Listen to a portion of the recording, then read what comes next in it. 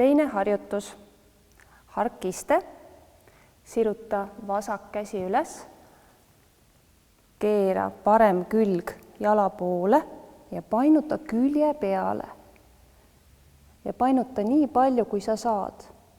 Kui tunned siin pinget ja valu, siis jäägi siia püsima.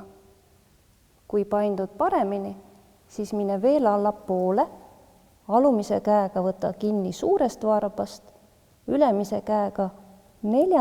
varbast ja hoia.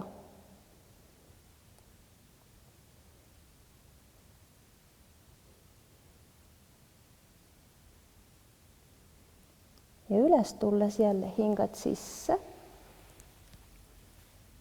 ja välja. Teise poolega parem käsi üles, keera vasak külg vasaku jala poole, hingad sisse ja vajudes hingad välja. Võid jääda siia poole peale.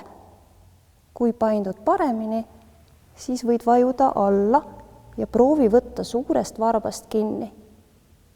Ja kui paindud päris hästi, proovi ülemise käega võtta kinni 4. varbast ja pigista seda mõnusasti.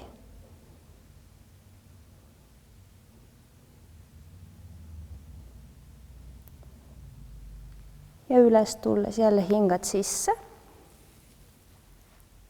ja välja lõdvesta.